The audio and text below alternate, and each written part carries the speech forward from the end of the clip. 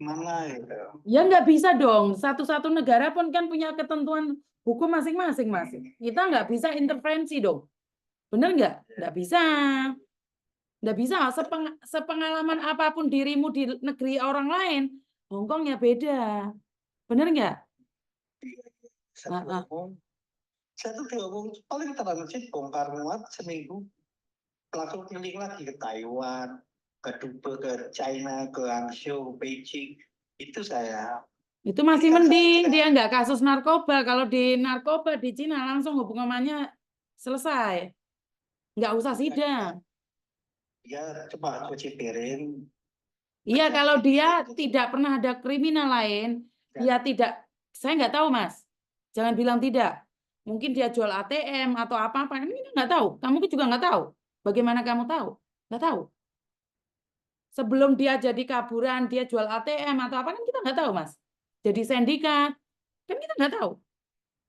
Dan jangan terlalu yakin bahwa sampean menjawab saya tidak loh. Kita nggak tahu. Banyak orang melakukan kriminal, teman kita sendiri, saudara kita sendiri, kita nggak tahu loh, Mas. Jadi sampean bilang kayak gitu, ya itu hukumannya paling ringan adalah 1 tahun 3 bulan atau 1 tahun 6 bulan. Kalau melanggar peraturan, itu jika tidak pernah melakukan kesalahan lain. Ya. Jadi hukum negara-negara pastinya beda-beda ya. Ya semoga saja jadi apa-apa, Miss. Hmm? Atau HP-nya memang biasanya kan kalau Sabtu Jumat atau Minggu itu dia nggak pernah ke kontrakan, dia tidur di restoran sama TKJ-nya, ya kan, karena rame. Biasanya kayak gitu. Ya seperti yang saya katakan. Berarti kan walaupun dia punya uang, kamu punya uang, tapi kan dia nggak ingin pulang Indonesia, Mas. Dan berarti masih enakan Hong Ya, Kong. ini ngomong tok loh. Iya, kan sampean cuma lihatnya seminggu, Mas. Sampean kan nggak keluar di dunia luar. Sampean kan deloknya di panggone sampean tok. Coba lihat Hong Kong secara nyata. Aku di Hongkong, Miss. Hah? Ya mohon maaf ya, saya udah hafal kelotok-tok lah. Kararis, aku geluting ngono yo.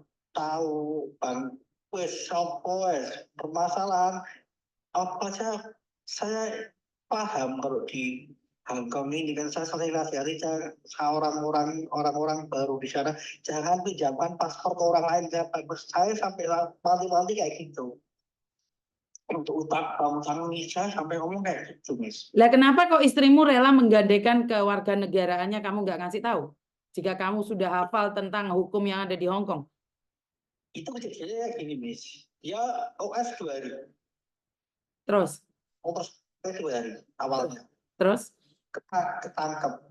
Terus? Ya kan. Aku pulang aja bilang gitu. Enggak, aku mah gini. Dia kan punya anak sih, Mas. Sudah besar kan. I don't know what is apa things dalam pikirannya kita nggak tahu gitu apa yang dia pikirkan mungkin untuk membanggakan anaknya. Oke lah, I'm fine, oke, itu terserah kamu. Tapi kamu setahun harus pulang, aku bilang gitu. Menyerah, pulang, oke, jadi habisnya berapa. Tapi dia emang keras kepala gitu. Bukan. Tapi kan gini loh, jika kamu tahu tentang hukum yang ada di Hong Kong, kamu tidak akan pernah mengizinkan keluargamu, apalagi ini istrimu, untuk menjadi paperan. Paperan adalah memberikan kewarganegaraannya, menggadaikan kewarganegaraannya karena dia takut dibunuh, disakiti oleh orang Indonesia, maka Hong Kong membantu dia untuk tinggal di sini. Karena pergaulan mungkin, Miss. Ya berarti kan intinya adalah sampean kan tidak tahu nih pergaulan secara utuh di Hong Kong dong. Kalau sampean bilang ngelontok di Hong Kong, saya rasa enggak juga. Karena secara logika tidak akan ada orang yang mengizinkan keluarganya menjadi paperan, apalagi istrinya untuk menjadi paperan di Hong Kong. Satu, dia menggadaikan warga negaranya sendiri. Kedua, dia nyusahin Hong Kong karena setiap bulannya warga Hong Kong harus support dia dengan pajak. Contohnya saya yang bayar pajak ini sebagian juga dibagikan ke mereka. Otomatis kan sampean sebagai laki-laki yang bertanggung jawab kan tidak seharusnya mengizinkan. Benar nggak? Sampean sudah melakukan satu tahapan salah. Karena mengizinkan istrimu untuk menjadi kaburan. Kaburan saja, kemarin ada anak kaburan Mas 4 tahun. Kemarin dia lapor sama saya langsung bawa ke imigrasi, melapor, akhirnya dia akan dideportasi. Dia tidak ambil paperan loh, dia nggak ambil paperan.